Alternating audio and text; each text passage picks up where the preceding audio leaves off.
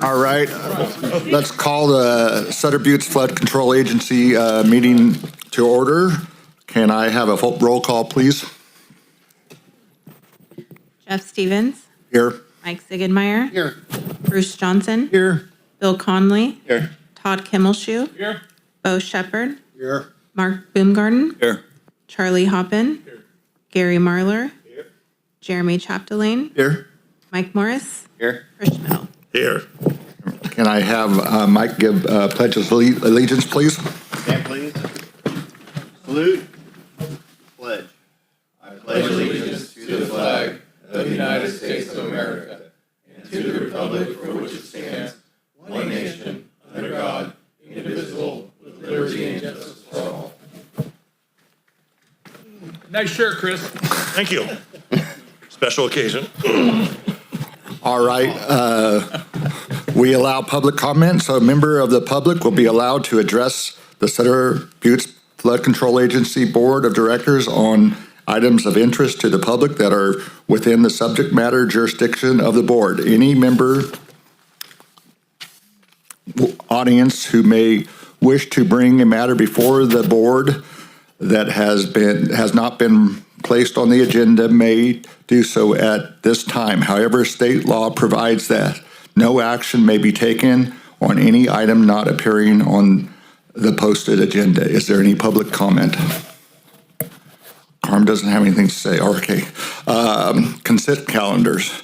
The consent calendar groups together those items which are considered non-controversial or for which prior policy direction has been given to the staff and that requires only routine action by the board. The chair will advise the audience that the matters may be adopted in total by one motion. However, the board may at its option or upon request of a member of the public consider any matter separately.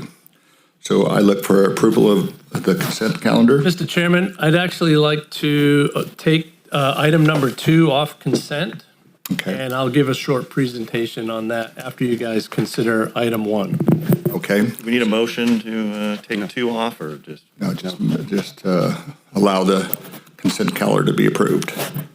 I'll make the motion. Oh, there you go. I'll second. Any objections? All in favor? Aye. Any opposed? Okay, so approved. All right, so now we'll go to information and possible approval items.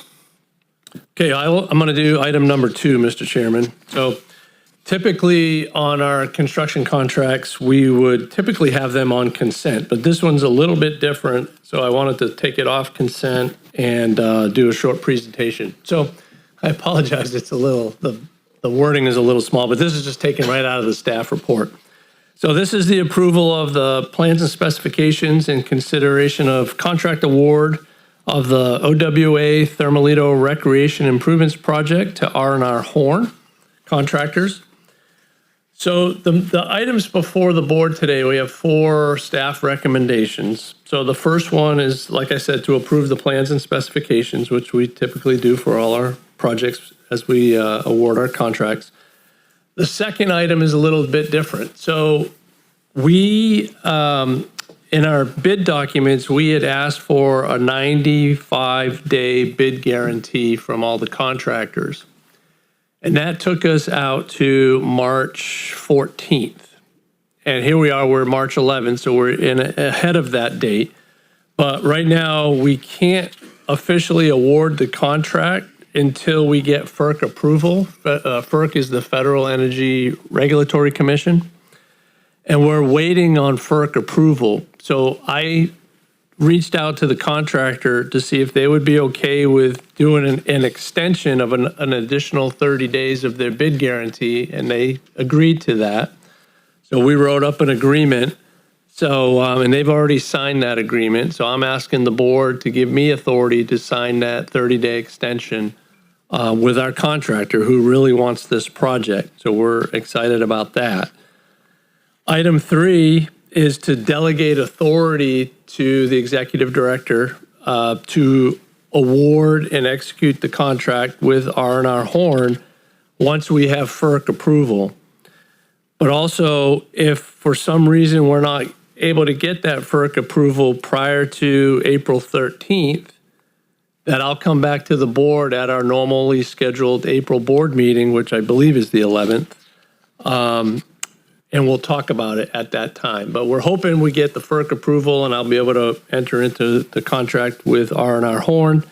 But that's what I'm asking for from the board today. So it's a little bit different than our normal construction contract awards. And then lastly is authorizing a 10% contingency as we, execute the contract. If there's any unknowns or change orders and that type of thing, I get that authority to go up to 10%. So with that, Mr. Chairman, I'll turn it back to you and see if there's any questions from the board. Mr. Chairman, I've got a question, and maybe I'm just being overly, not cautious, but just to make sure there's good information. Just explain what the project is to everyone. I mean, I know it's been on our agenda for many months. Yeah, so as a reminder, so this is the boat ramp and campground project right near Thermalito Afterbay. So there's an existing boat ramp that's in a really bad state of affairs, needs improvements. So we're going to construct a brand new 2-boat launch boat ramp. We're going to convert the existing boat ramp to a non-motorized boat ramp, like a kayak type launch. And we're going to construct 25 campsites out on that project area. So it's a huge improvement to the existing site. So as you're turning and you're heading east towards Oroville on 162. Yep.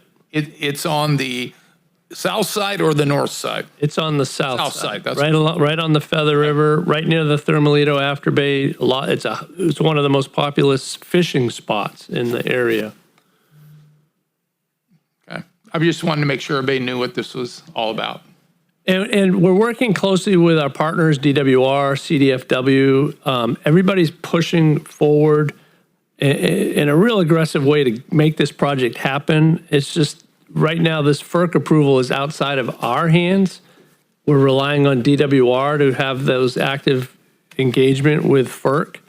But we're hopeful. So FERC actually just posted for a 30-day public review the project. They said they had to do this 30-day public review posting. That happened yesterday. That takes us to April 9th. So we're hoping once that 30-day public comment period closes, they can quickly approve the project and we can enter into the contract. Do you see any reason why they would not approve? No, I don't see any reason at all. It's just bureaucracy, but DWR has told us that they've emphasized how important this project is. They've outlined all of the timelines necessary to make this project happen this year. So we're hopeful that FERC will quickly approve the project. And then final question. When do you think, if this is approved, when would groundbreaking? So we would be, if it's approved, I've already teed up Kim Floyd on our staff to look at the end of April, because our contract documents state that the actual construction work can begin on May 15th, and then the in-water work has to start in July because of our permit restrictions. So we would be targeting end of April or early May for a groundbreaking. Yep. Do you have specific language that would give you the authority to do this? I'm more than happy to make a motion, because I recall that we could potentially get ourselves in a real jam on our timelines with the contractor. If we don't have the FERC approval, we could have liability to the contractor without a permit to go forward. So I'm more than happy to do that, but I don't want to just say, yeah, we want to give you the authority. I would think there'd be some specific language that would be. Yeah, so we're covered under our bid documents with the timelines, the restrictions in the bid documents, and the agreement that we're going to sign with R&R Horn. So we'll be covered. So once I get the delegated authority from this board, we're good to move forward. Correct. Michael, so is there anything else that they can nitpick on this to slow it down? FERC? Yeah, or DWR? No, I mean, DWR has been with us all along the way. They've Right. reviewed our plans. They've, they're part of the, they're Because part of the it's feeling like they're team. dragging their feet. So is there anything else they could pick on? I don't think so. I think FERC was waiting for all of the biological opinions from the resource agencies. They were waiting for NEPA documents from the Army Corps. So they had to wait for all of those items to be handed over to them before they could do their 30-day public review posting. So I think they quickly turned that around. So I'm hopeful that they are listening to DWR. I know our Bill Connolly wrote a letter to FERC requesting a quick review and approval. So there's broad public support for the project. Okay. Thank you. Thank you, Michael. Is there any other questions or comments from the board? Anybody from the public? Okay, thank you, Mike. Okay, I think now we're going to have the presentation of agencies audit financial statement. Oh, wait, the board Oh, needs we to did that. Oh, yeah, we got to, oh, yeah, there was a vote. Sorry. All right, can I have a vote, please? All in favor? Aye. Oppose? So moved. All right. So now I think we're going to have a presentation of the agency audit financial statement. Thank you, Mr. Chairman. So this audit covers our through the end of last fiscal year, 24-25, which ended June 30th of 2025. Whoop, not working. Maybe. I'll just say next slide. Okay. That's cool. So next slide, please. So the structure of the audit reports include both basic financial statements, independent auditor's report, the auditor's communication with governance, and the auditor's communication of no material weaknesses. Next slide. Now, one of the other components too, though, is what's called a management and discussion analysis, which is our contribution to that, to have a say in the audit.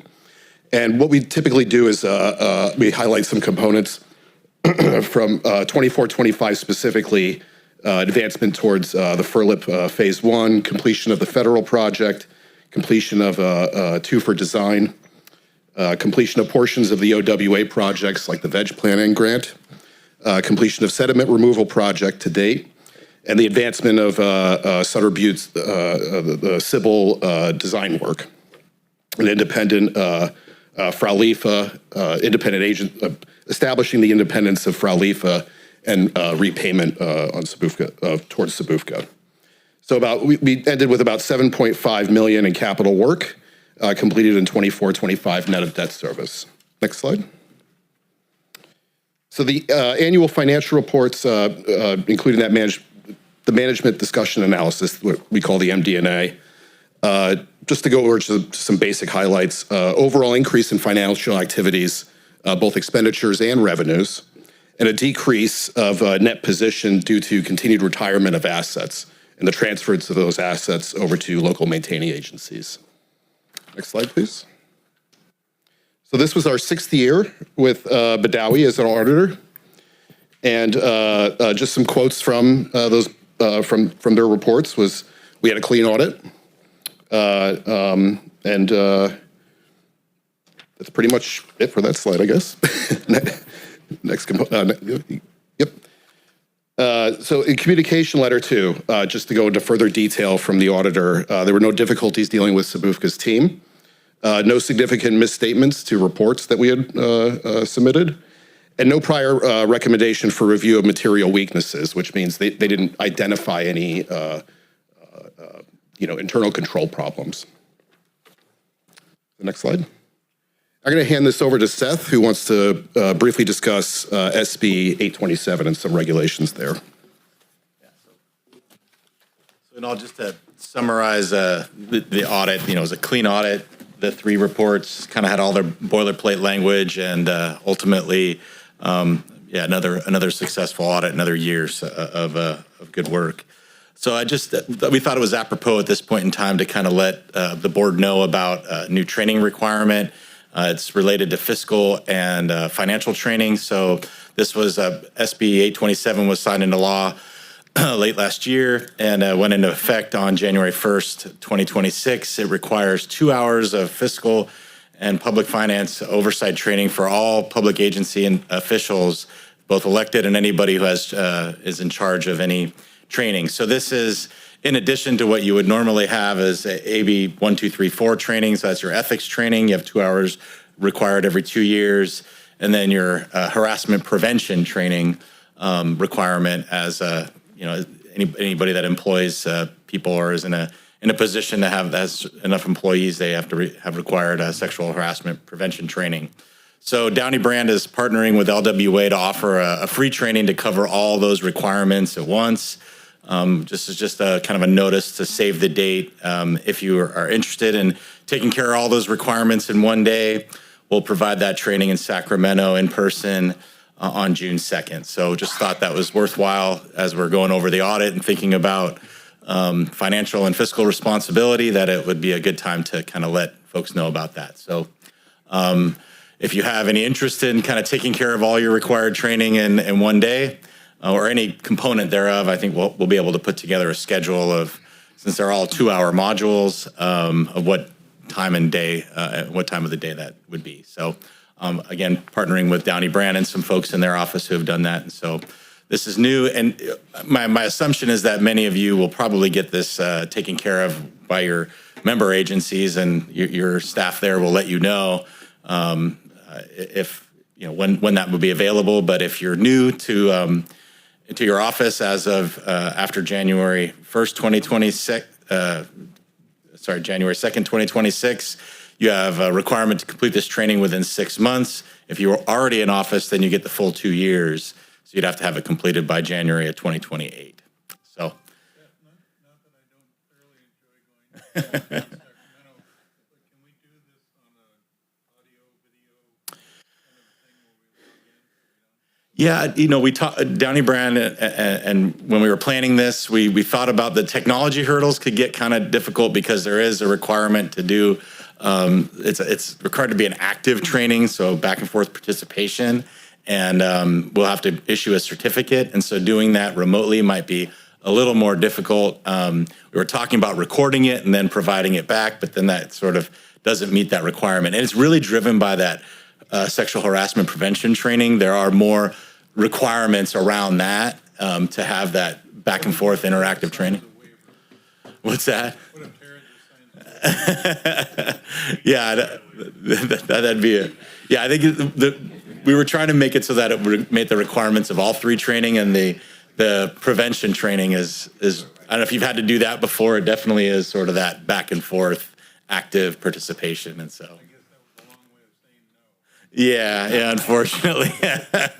So there are, I know that like the League of California Cities is working on a program with Colatano, Highsmith, and Watley to develop a training through their, maybe I can't remember the name of the firm, but that would be a web-based training. And so there are other opportunities there. I know that CSDA just did a free online training for 827 last week, and I imagine CSAC or other agencies will do something similar. This was something that Downey Brand and LWA wanted to offer complimentary to their clients. So, yeah. Is there a test? No, there would not be. I mean, I can't speak to the other two trainings. There's nothing on 827 that requires like a test or anything like that. It's just sitting there for 2 hours, kind of like your 1234. Well, this is 2 hours per module. So 2 hours for 827, 2 hours. There's 2 hour requirement for the ethics training, which I'm sure you guys have all done that before that's FPP through the chair. So going back to the ethics, supervisors, it seems like every other year CSAC does offer the ethics, and you're right, it is 2 hours. Literally use the restroom before you come in, because if you walk in or walk out, they cut you off. Ouch. So my question to you though is on the additional, so June 2nd. So like I said, I'm assuming there's going to be quite a bit of us driving to SAC, unless going back to it's available online, but it doesn't sound like it will be. So we'll save the date for that data. Yeah, if you wanted to. We'll get you lunch too, though. No, but I'm sorry, listen to what Supervisor Stevens said. So if you're already in office, you got 2 years though, don't you? Yeah, exactly. So the goal for us was to try to provide it for those that were new, to make sure that it would meet the requirement by the 6-month requirement. So if you're new to office, we're trying to get it done in June. We may put something together. We'll see how successful it is. But They're year to year from when you took it. yeah, it'd be every 2 hours every 2 years. Yeah.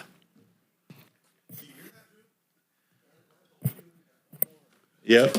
And Drew would have to go too because he's in charge of money. So. Through the Yeah, chair. it's not the 827 training is not just for elected officials. Yes. Anybody that handles money. So most staff would have to do this if they have a budget obligation. Mark? Okay, that's Mark. Seth, does the Sacramento officials have to take this training? Just curious. Or is it just local government people? I think it was a local government requirement. Oh, Jesus. All right, thank you. Do we need to take a vote on this? Typically, there's a motion to. I'll make the motion to accept the audit. All right, we have a motion and seconded. All in favor? Aye. Oppose? Okay, motion. All right, now we're going to skip number 4 because we understand Yuba City is having some technical difficulties, and we'll move on to number 5, presentation of file programs and project update. Okay, that's me, Mr. Chairman. Yeah, I just wanted to highlight that there is no financial update this month. We give one, every month to the board, but because Yuba City has a new software system, they've had a little bit of issues generating reports. We weren't able to get a report in time for this month, so we'll have one ready for next month. Okay, so here we go. The program project update. I wanted to start with the Tudor Flood Risk Reduction Project. So we're going to be starting construction season 2 next month. We're going to start in late April. Our contractor will be out there starting installing and operating dewatering systems. And then we'll be degrading the levee right at the location where we're installing 2 brand new pipes. And that's the majority of the work this year, installing those 2 pipes and then reconstructing the levee and then finalizing the entire project. So that's what we're looking at for season number 2. So we're gearing up now. We're having meetings with the contractor, making sure all the final submittals are completed and getting ready to do all our pre-construction surveys and then get the contractor mobilized and start year 2. Next slide, please. On our Sutter Bypass East Levee Repair Project, our design team is approaching the 100% design stage. They're planning to issue a package to us for an internal review at the end of this month. And then we'll be issuing 100% design plans for review from our partner agencies, DWR, the Army Corps, and our independent panel of experts. And we're also working closely with the Army Corps for our 408 approval for the project and all the other required permits. So that project's moving forward. That's the 5.2 mile repair. We're working with Cal OES on our FEMA hazard mitigation grant. And we've submitted the final grant application to Cal OES, and we're finalizing that process with them. And they should be submitting on the DWR and Sabufka's behalf the application to FEMA next month in April. We're also keeping a real close eye on the BRIC funding for, as the board was aware, we were awarded funding through BRIC, and then it was taken away from us at the beginning of 2025. But there's been a lot of lawsuits recently by various states got together, filed a lawsuit against FEMA, received a positive outcome from the federal courts. So there's, right now I characterize it as it's being on life support. We're working with Cal OES to track it very closely to see if there's a possibility that the BRIC funding could come back our way.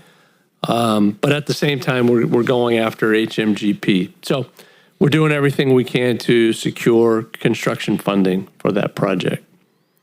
On our City of Orville levee repair, coordination work with the city. They received their briefing from the Army Corps in February on their levee safety report that the Corps produced. We're actually working with city staff now on some of the recommendations from that report. And we're also going to assist in pursuing funding through the state to advance some geotechnical analysis work that's necessary for that project. So we're continuing to support the City of Orville. On our federal project closeout of the Sutter Basin project, the Corps finalized the IDR, which is the Integral Determination Report. So that's been signed off. And now that they've signed that off, they can finalize their reviews of the credit packages, which secures the credit that we have for that federal project. That's the credit we're selling to SJAFCA. So it's getting very close to the completion of all of that review and approval process. Next slide, please. On our Robinson's Riffle River Restoration Project, we are continuing with the design work on that project. As the board's aware, we received a very large grant from the Wildlife Conservation Board for the construction. We're targeting construction next year in 2027. So working closely with CDFW and DWR on that project to advance the design and permitting. And our plan is to be able to go out to bid on that project later this year. On the Thermalito Afterbay Boat Ramp and Campground project, we talked about that earlier on the construction contract award, but I did want to highlight that we just received this week an additional amount of money from the Wildlife Conservation Board. So they amended our grant with an additional $293,000 because some of our processes have gone over budget, most notably because of all the work we're doing working with DWR on the FERC approval and some other aspects. But we were able to secure additional funding for the project. So we're ready to go. So we're hopeful that FERC can, do the right thing right after that 30-day public review period. Next slide, please. All right, so here we are. I continue to have this until end of flood season, which is April 1. But we haven't had a drop of rain in a while, and the snowpack's melting pretty quickly. I don't know if anybody sees any type of weather in the forecast, precipitation weather, but yeah, I think our flood season's quickly coming to an end, and this will probably be the last time I talk about it, but we'll continue to keep an eye on, the snow melt, and if any other storms develop in the Pacific and come our way, we'll be working closely with our partners to watch that. Yes, sir. I didn't say much because we had the presentations last month, but we're continuing to work with Flow West and the other agencies advancing those different side channel projects. And once they select an alternative, a preferred alternative, that's when we'll formally engage and start reviewing, whatever project they're proposing to ensure that it's not detrimental to our levee system. But yeah, no, you didn't doze off, Charlie. I sidestepped it. All right, next slide, please. Upcoming meetings. So we're working closely. Sutter County is updating their hazard mitigation plan. They have to do that every 5 years, and we're part of that plan. We're also part of Butte County's hazard mitigation plan because we need to be a part of those plans to include our projects so that we can compete for federal grants. Your projects have to be included in a hazard mitigation plan. So Chris and I have been attending a lot of meetings recently to, make sure all of our projects are included and we identify, hazards from a flooding perspective, which our agency, takes care of. So I just wanted the board to be aware of that. We are meeting, Chris and I are meeting with DWR and the Mid and Upper Sacramento region on Friday to discuss Sutter Bypass master plan. As this board is aware, we've been engaged with DWR for many years now. At first, it was for the 5-mile Sutter Bypass East Levee repair, and we were successful in that dialogue and to get funding out of DWR to advance that project. We want to continue to design and permit the remainder of the Sutter Bypass East Levee repairs, but the DWR is concerned about making a decision for full in-place levee repair on the Sutter Bypass East Levee without having some sort of master plan for the bypass and ensuring that, all the affected agencies and landowners and whatnot have a say in what's going to happen in the bypass. So we're going to start that dialogue this Friday and see where that takes us. But, we're hopeful to convince DWR that fixing the bypass in place on the east side, it makes the most sense. Is in our minds is a no-brainer, and that's what that's our end game. But we need to go through this planning effort, this discussion effort with DWR and the Mid and Upper Sacramento region to fully vet that issue and see where it takes us. So I wanted the board to be aware, and I'll continue to update you on those discussions. And there could be a public workshop in the future on that topic, but we're waiting to see, where this initial discussion takes us. And then lastly, we have our next board meeting on April 8th. And that's it, Mr. Chairman, so I'll turn it over to you. Okay, I got a question on the bypass project, Michael. Did you say east side or the west side? We're fixing the east side. Right, we're fixing the east side, but it makes more sense to, isn't all those power lines along the east side, or is it? Yeah, exactly. So we want to just fix the levee. We don't want to move the levee. Correct. That's what they were talking about earlier, was moving the levee or. Right. They're looking at a possible expansion of the Sutter bypass to accommodate climate change in the future. That's what they're telling us. But neither side of the river wants to see, we don't think that bypass needs to be expanded. It needs to be maintained what's in the bypass right now so that it can accommodate flood flows. So that's kind of the pressing issue. Right.